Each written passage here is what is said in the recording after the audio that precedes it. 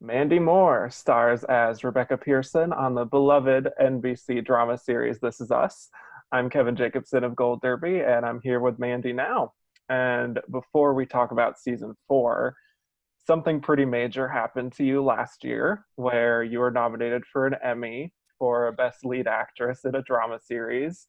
My Yeah. colleague Rob LaCuria interviewed you last year after you got nominated, and we heard your reaction to that. But that was before the actual ceremony. Can you maybe tell us now about the experience of attending the Emmys as Emmy nominee Mandy Moore in the lead category with all those great actresses? I will forever be pinching myself to be in that company. Yeah, it's wild. It's wild on every level. So unbelievably unexpected. It's like I guarantee you could ask anybody on our show. We are all so grateful to be on this ride together and to be able to tell these stories and portray these characters. And it truly is, a career highlight in every regard. And then that sort of accolade is just, yeah, it's mind-blowing and a fun thing that I'll be able to, have in my back pocket from now on. Indeed, yeah. And Indeed. yes, and then heading into season four, we saw a tease in the season three finale of Rebecca in the future, and you've got on the old age makeup. Your whole family is surrounding you, and it was Yes. such a powerful moment. So then for season four, what were the discussions that you had with the writers and producers just about where Rebecca was going, kind of in the present, but also in the future? Sure. I think we're all really lucky as actors where there's an open door policy in the writer's room. And each of us sort of has a good chunk of an afternoon before we start shooting where the writers sort of break down the character arc for the season for us and then are obviously open to answer any questions. And they usually get so excited that like they start telling you about your storyline, but then they kind of like deviate and want to tell you, they get excited and want to tell you like, oh, well, if you think that's good, this is what happens to Kate and this is what happens to Miguel and Kevin. And so it's great. I've known for a long time that obviously without giving too much away, that my character, her trajectory sort of in terms of her health kind of takes a bit of a turn. I knew, what I know what the eventual outcome is. And I figured I knew we were going to be starting to tell that story this season, but it was about a little less than halfway through this season four that I like the alarm bells started ringing and I was like, wait, is this happening? Because although we know sort of the larger arc of what's happening, we don't know how it's going to be parsed out, and really until we get scripts, and then we're kind of in the know. So I remember kind of getting some clues earlier on in the season, and then I had to sort of pull aside our showrunners and ask them like, is this where things are sort of starting to take a turn for her? So yeah, it was about halfway through the season when I think I started to recognize that we were starting to shift and tell that story. But it doesn't make it any less emotional or heavy. It's a lot to sort of embark down a path like that. Yeah, well, speaking of that, you are playing Rebecca at so many different stages of her life and playing them in slightly different ways that I think go even beyond the physical and the makeup stuff. Do you have any kind of process just as far as thinking about, here's Rebecca in her kind of young love, Joni Mitchell, aspiring singer phase, and then here's Rebecca when she's older and she's gone through so much and having these cognitive issues, having those differences, but still making them feel like the same person. Sure. I mean, I think I think that's the trick of playing a character like this. It is the most incredible challenge I've had thus far in my career. I mean, like when else are you going to get the opportunity to play a character like spanning over, the entire arc of her life? It's pretty easy to tap into the Joni Mitchell loving years. I'm a huge Joni fan myself. I was like, is that coincidental? um, uh, and it's easy. Well, it's easier at this point, I think, to sort of jump around in time. My entire relationship with Sterling and Justin and Chrissy is as their mother. It's when I'm in that makeup and in that frame of mind, and there's an ease now to sort of slipping into those well-worn shoes. It I have to say, like, embarking on this journey with her cognitive impairment and eventual diagnosis of, dementia and Alzheimer's is not easy. I think the most challenging part of it is the character is handling it with so much grace.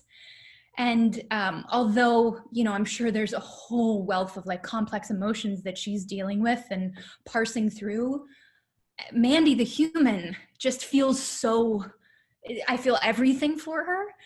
I get emotional like thinking about it and talking about it. But so it's like having to table my emotions and how I feel about what's happening in her life and with her health, and not letting that influence the character, I think has been surprisingly like the most challenging part for me. I didn't expect that. I remember specifically there was a scene with Sterling where I tell him at the end of this, like, I think it was the mid-season finale where my character, it's Thanksgiving and you sort of see her going to get a pie and getting lost, and eventually like the police end up taking her to the cabin, and you realize like, oh, we've jumped forward in time to 2020 and the kid's birthday. But at the end of the episode we sort of jump back to like the present day and Thanksgiving Day of 2019, and I basically sort of finally admit to my child that he was right, and I sat in a movie theater and didn't remember what movie I had gone to see and that I needed to get help. And I remember we shot it maybe two or three different takes. And then the company moved on and they were shooting other scenes that I wasn't in. And I remember like the magnitude of that moment hitting me. And as soon as like I got back to my trailer, I just started weeping. Because it's like, I think I was holding in all of that emotion and what I would probably go through as a human that Rebecca wasn't necessarily, or at least she wasn't showing those cards to her, to Randall. And I found that like, it was just so interesting to me. Usually, at this 72 episodes in, it's easy to sort of slough off what you're sort of going through and what like the day's work is. But this particular part of the storyline, I think, because it's a part of millions and millions and millions of Americans' lives, whether they themselves are in the confines of facing this terrible disease or family members and caregivers. So it's like, I think I felt like the weight of all of that kind of hit me in that particular moment, and sort of carrying that forward now. I mean, speaking of a particularly weighty moment, you had a scene in season 4 that I think is one of the most memorable scenes of this past TV season, at least for me and probably a lot of people. And that is when Rebecca is in New York City at the Met, and she is just staring at this painting. And she's telling, Kevin and Randall about seeing a woman when she was a little girl, and she was staring at the painting too, and it just fascinated her. And now she just kind of wants to be like that woman. Yeah. And she just wants to experience everything in the present, no more next times. Yeah. It was such an incredible scene that was so well executed. What was that scene like to film? Because it felt like the kind of scene where you would want to take extra care to really get that right. Thank you. That is such a compliment. First of all, we shoot our show in Los Angeles. So the idea that we would be in New York City for a couple of days to shoot parts of that New York episode was already such a treat. And the fact that the Metropolitan Museum, weeks before the world shut down and the museum shut down the museum for the night for us to shoot there. So there was not another soul there. And that was a memory I will never forget. So it's like we only had a very select moment of time to actually shoot in the Met. So I did feel this pressure. I also am a musician, and I remember I had a show the night before, Saturday night, and I took like the first flight out on Sunday morning to New York, and I landed and I went straight into hair and makeup, and I have this like 4-page monologue. And I didn't sleep the entire flight because I was just going over it and over it and over it, knowing that the way our show shoots anyway, it's like we are so quick on our feet, and we get 2 or 3 takes and then we move on. And I know we had a whole wealth of work to get through in New York that night. So I did feel this pressure to make sure that I knew my lines. And then it's sort of like once you're in the moment and you're staring at Madame X in the middle of the Metropolitan Museum, and all of this collective history and familiarity with this family and this woman and this life that I've been living with her for the last 4 years, it all sort of culminated in that moment. And again, it's like bringing that history and the idea of this woman who's at a real crossroads in her life, sort of really trying to figure out, what do I want? If like this window is narrowing and I don't know what the future holds, what are my priorities? What's the most important thing to me? And the answer has always been family for her. So I think being able to tell the story, this like very specific story to her kids, and why it's important and why it's relevant to what she again is sort of parsing through at this point of her life, it was such a joy. And I got to look over and see two of my favorite people on the planet, and Sterling and Justin. So that was such a treat. I think that's one of my favorite moments of the whole series, and favorite episodes as well. It's to see, New York City and what it sort of symbolized to this family, time and time again at different like junctures and chapters of their life. I think it just sort of highlights what our show does best.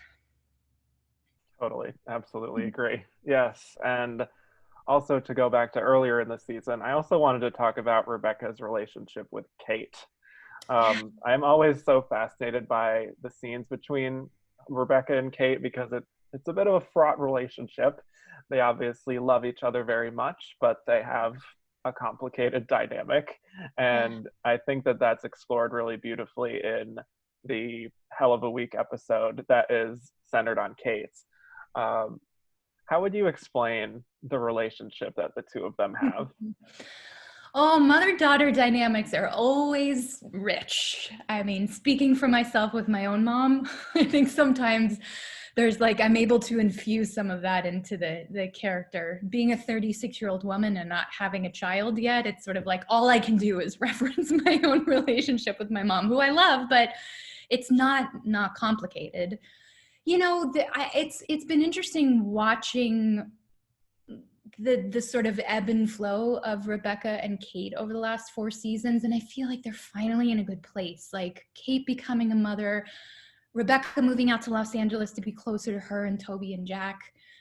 All of it, I think, has sort of solidified things for them in a really beautiful way. And Kate extending the invitation for Rebecca in that episode to go to this blind retreat with her and baby Jack was something I think Rebecca has like really relished and wanted for their relationship and between them for a really, really long time. And that episode in particular too was incredibly memorable because I got an entire episode to spend with Chrissy Metz, who I adore. We got to sing together. We were sort of like shooting at this really beautiful resort a little outside of Los Angeles. And it's like the culmination of all of the best things. And Justin Hartley directed that episode, and I think he did an extraordinary job. He's an incredible director. So I love that, again, we were able to sort of highlight the vulnerability between the two of them, and they're able to say things to each other. Like the line where, Kate finally admits that, she's maybe been having this inappropriate relationship with her neighbor Gregory, and she wasn't really talking to Toby, and Toby didn't want to come, and Toby's sort of pulling away from the family. And Rebecca's like, well, let's go out and swim. And she doesn't want to. And when she like gets up and digs through her suitcase and says like, you're fat and I'm ancient, but we're gorgeous. Like, I don't think that they've ever had that level of candor with one another before. And that's like, I don't know. I think it really speaks to what Rebecca's in the middle of this like living life to the very fullest because of, this diagnosis and what's going on. And she's made a very, very conscious choice in that regard. And I just love that it's like, it's seeping into her relationship with her children, and with Kate specifically, it's always felt like they've had to walk on eggshells around each other. Yeah. I also wanted to circle back a little bit to the awards discussion and just talk a little more broadly about how This Is Us has actually managed to do something pretty rare, which is to have this continued success. You know, the show's been nominated 3 seasons in a row for Best Drama Series. You have so many cast members nominated every year. The show is also still one of the most popular shows on network TV, and there hasn't really been like this thing that some shows experience where it's season after season and it's getting a little dull, or maybe there's a backlash or something like that. Like, Sure. it's kind of remarkable how it has just maintained its quality, and it's still so popular with audiences and these awards groups. I mean, what do you think it is that has kind of allowed this show to be so resonant with people and also maintain this level of consistency kind of over the years? Thank you. That's such a compliment. I mean, I tend to agree. I'm a little biased, but I think it all comes down to the execution, and that has everything to do with Dan Fogelman and our impeccable writers. I mean, it starts with them. It starts with the material and what's on the page, and then, you know, it's such a gift for us as actors. We all love our job. We've you know, been so incredibly grateful from minute one. Like the material's remarkable. It just, like, I feel like it keeps getting better too. I think season 4 is maybe my favorite season, just across the board. I think it was our most ambitious. We introduced a ton of new characters and new storylines, but like, it was done with such finesse and such grace and such care, and I think it really speaks to, again, our writers and to Dan and his overall vision. And there's just like a constant evolution. There's you know, we're not sort of content to sort of like sit in the same space that we've occupied. Like, I think every season we try to do something like a little bit different, and I feel lucky because it keeps the viewers engaged, but like, it keeps us as actors engaged too. I never go to work on autopilot. Like, there's always something challenging. Granted, I do the most sort of jumping around in time and whatnot, but still, I think you would be hard pressed to find anybody in the cast that didn't feel that way. Like, we don't rest on our laurels. Like, there's always something to sort of explore and dig into, and I'm really, really so grateful for that. And we have season 5 coming up Yeah. at some point. We don't quite know when yet. Who but knows? yes. Is there a sentence or two that you could maybe just tease for what people can expect? I have been told that this is the season we will dig deeper into the Rebecca Miguel storyline, which makes me very excited. I think that is going to be one of the more ambitious things we do on the show, to get people to fall in love with Rebecca and Miguel. Slowly but surely, people have warmed up to him over 4 seasons, and I think that's a testament to John Huertas and how charming and winning he is. But I know that we're going to start to explore that storyline. It has been debated and discussed whether COVID will factor into the story of our next season, whether what's been happening with the protests will factor into this upcoming season. I think the writers are sort of giving themselves leeway to factor in wherever the world is at you know, any given moment, especially once we go back into production, giving themselves like the freedom and the room to be able to write in whatever's happening at any given time. So yeah, I think we're gonna pick up obviously where we left off, but we've already seen a bit of where we're gonna pick up just from that mid-season finale, knowing, you know, each series sort of each season sort of starts with the kids and Jack's birthday, getting a year older, and so we've already seen that birthday or a glimpse into it, and obviously knowing now that Kevin has babies on the way and he and Randall aren't speaking and things seem to have progressed and not the greatest direction for my character in terms of her health and her prognosis. So we'll be picking up on that light note. Other than that, I don't think I'm allowed to give too much away. That's fair enough. That felt like more than enough, actually. Okay, good. But yeah, thank you so much, Mandy, for your time today. It was a lot of fun. I really appreciate it. Thanks for the thoughtful questions. Yeah. And for those of you watching, hit like and subscribe for more Emmy season interviews and head to goldderby.com to make your Emmy predictions.